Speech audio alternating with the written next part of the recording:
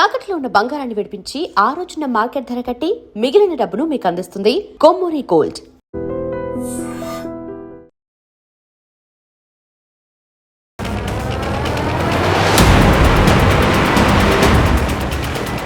హైదరాబాద్ లో కన్న కూతురే తల్లిదండ్రులని ఇంజక్షన్ ఇచ్చి చంపడం జరిగింది. ఎవడో ఇన్స్టాగ్రామ్ లో పరిచయం అయ్యాడు. ఏంటి ఈ సొసైటీలో ఇలాంటి ఇన్సిడెంట్ చూసినప్పుడు ఏమనిపిస్తుంది? మానవ సంబంధాలన్నీ కూడా గల్లంతైపోతున్నాయి. వాస్తవంగా ప్రేమ, అభిమానం, ఆప్యాయతలు ఒకప్పుడు ఉండేవి. ఇప్పుడు ఏమాత్రం మనం నిర్బంధ విద్యలాగా చదువుకోండి అని చెప్పినా ప్రమాదమే, వాళ్ళతో తిరగొద్దని చెప్పినా ప్రమాదమే, అక్కడికి వెళ్ళొద్దని చెప్పినా ప్రమాదమే. ఈ రకంగా తయారైపోయింది. ఎంత ఘోరం! తల్లిదండ్రుల్ని మంచి భవిష్యత్తు, బిడ్డల భవిష్యత్తు ఉండాలని మా తల్లిదండ్రులు ప్రాధేయపడుతుంటారు, కానీ బిడ్డలేమో వీళ్ళ ప్రాణాలు తీసేద్దామని చూస్తున్నారు. అంత మంచిగా కల్లారు ముద్దుగా పెళ్లిడికి వచ్చినాక పెంచితే, పైగా తల్లి అప్పుడే అన్నం ఉండి పెట్టిన తర్వాత ఈ పని చేసింది కన్న కూతురు. అవును, చాలా బాధాకర విషయం. ఎందుకంటే అది చూసిన వెంటనే కూడా నేను కూడా కొంచెం ఇబ్బంది పడ్డాను, బాధపడ్డాను కూడా. ఎందుకంటే మనకు కూడా పిల్లలు ఉన్నారు కాబట్టి ఎవరిని ఏమంటే తర్వాత మన చావు మనం కొని తెచ్చుకుంటున్నాం అనిపిస్తుంది. వాస్తవంగా పిల్లలు 15 సంవత్సరాలు దాటిన తర్వాత ఫ్రీడమ్ అనేటటువంటి ఈ మధ్య కొత్త జాడ్యం ఒకటి వచ్చింది. మేము ఫ్రీడంగా ఉండాలా, మమ్మల్ని ఎవరు కూడా ఇబ్బందులు పెట్టకూడదు, క్రమశిక్షణలో పెట్టకూడదు. క్రమశిక్షణలో పెడితే మేము ఎలా అయితే అలా చేస్తాం, మా ఇష్టం వచ్చినట్టు మేము ఇస్తాం, మా ఇష్టం వచ్చినట్టు మేము బ్రతుకుతాం అని. చట్టంలో ఉన్న లొసుగులను కూడా వాడుకునే ప్రయత్నం చేస్తున్నారు ఈ ఇన్సిడెంట్ చేశాక. అవును, ఏం చెప్తారండి? ఏం చెప్తామండి? ఏం చెప్పడానికి ఏం లేదు. అది కొన్ని సందర్భాల్లో వీళ్ళు అంటుంటారు, ఎప్పుడో కాదురా మనం పూర్వజన్మలో చేసిన పాపాలు ఇప్పుడు పిల్లలుగా పుడతారని.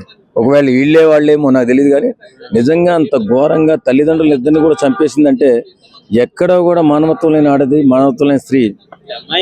అంటే పల్లెటూరు తల్లిదండ్రులు ఏదంటే కన్న కూతురే చెప్పింది కదా, ఇప్పుడు మీకు ఇంజక్షన్ తెచ్చాను మీ మంచి కోసం, హెల్త్ కోసం అని చెప్పి మోసం చేసి ఇంజక్షన్ చేసింది.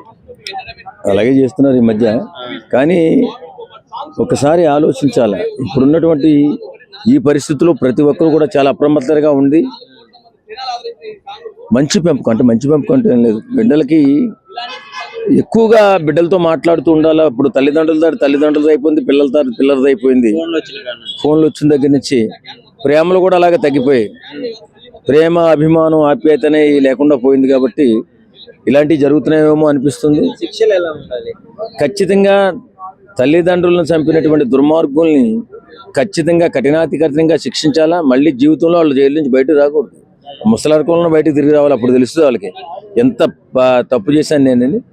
ఖచ్చితంగా ఇలాంటి కేసుల పట్ల పోలీస్ డిపార్ట్మెంట్ కూడా ఎక్కడ మానవత్వం చూపించకుండా వాళ్ళకి తగిన శిక్ష వేస్తేనే తగినట్టుగా వారికి ఇప్పుడు ఎఫ్ఐఆర్ లో కూడా చాలా కఠినంగా రాసి వాళ్ళకి శిక్ష పడే విధంగా చూడాలని కోరుకుంటున్నాను. సో అంటే దారుణంగా వికారాబాద్ లో కన్న కూతురే చంపింది పేరెంట్స్, దాని గురించి అది ఎలా అంటేనండి, రోజు రోజుకి మనకి ఈ స్వేచ్ఛ రూపమో మరి ఏ రూపమో తెలియదు, కానీ ఆడపిల్లల్లో మరి వైపరీత్యాలు పెరిగిపోతుంది, దారుణాలు అనమాట.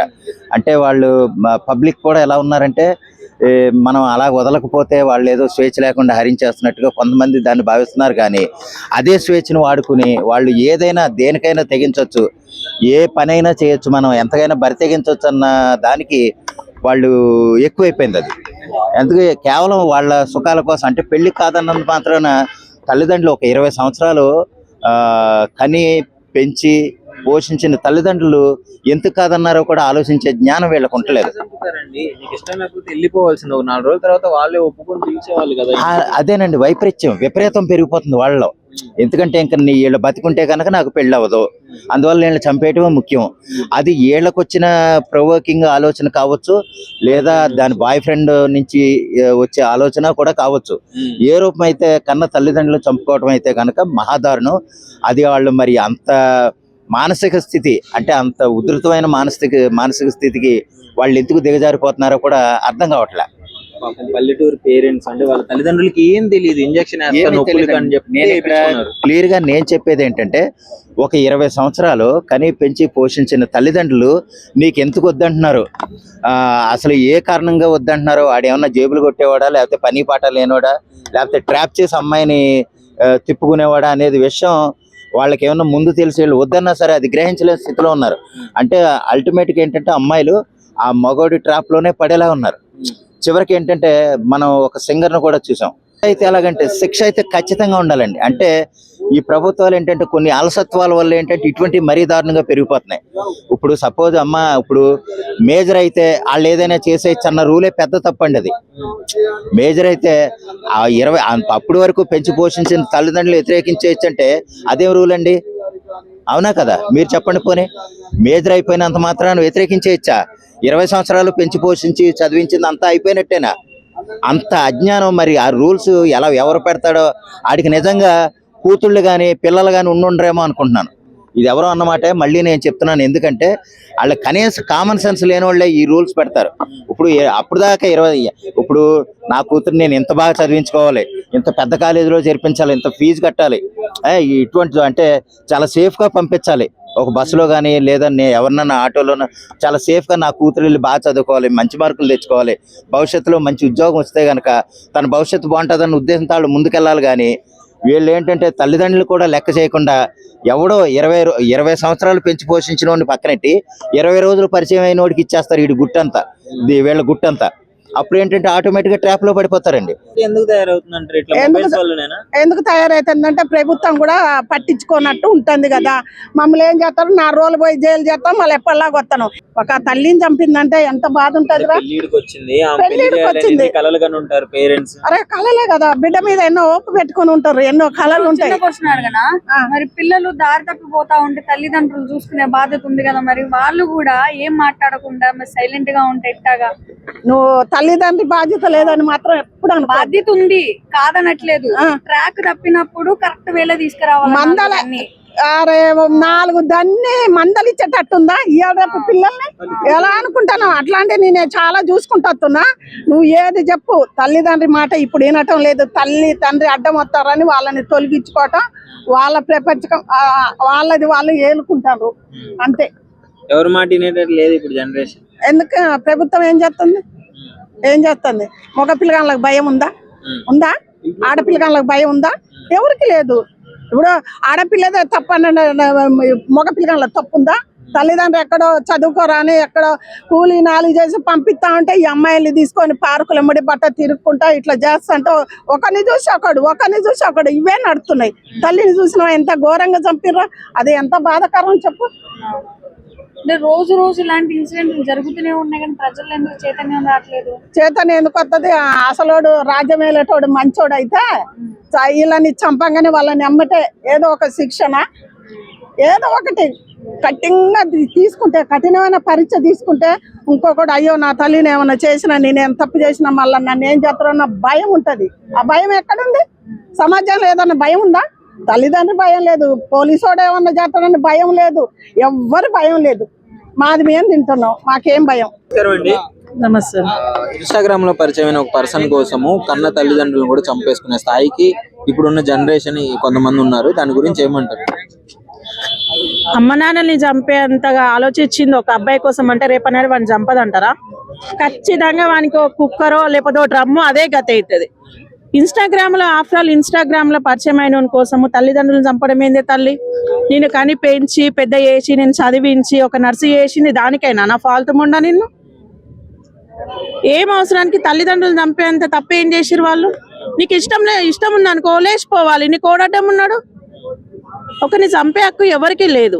తల్లిదండ్రులని చంపి ఇంత నీచంగా తయారైపోతున్నావు. వానికాడ అంతగానో ఏమన్నా నీకు దాచిపెట్టుకున్నావేమో, ఏమైనా ముళ్ళే ఉంటే చెప్పగా చేయక ఒక నైట్ లేచిపోయేది ఉంటుంది. ఎందుకు చంపడము? మరీ దారుణంగా ఇంజక్షన్ ఇచ్చి చంపించేంత తప్పు ఏం చేసిరంటే నేను కనడం వాళ్ళు చేసిన తప్పు. అంత మించి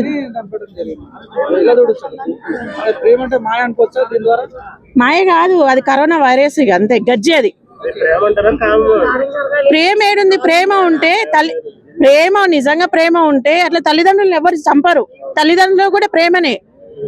25 సంవత్సరాలు 26 సంవత్సరాలు కానీ పెంచిన తల్లిదండ్రుల కంటే మధ్యలో ఆఫ్టర్ ఇన్స్టాగ్రామ్ లో పరిచయమైన ఒక బోకు ముండగొడుకు ఎక్కువైపోయిందా? కామం అది. 4 రోజులు పార్క్ లో చుట్టూ లేకపోతే ఓయేల చుట్టూ పోయిరు అనుకో మొత్తం తీరిపోతుంది. అప్పుడు తెలిసి వస్తుంది అమ్మ నాన్న విలువేందో.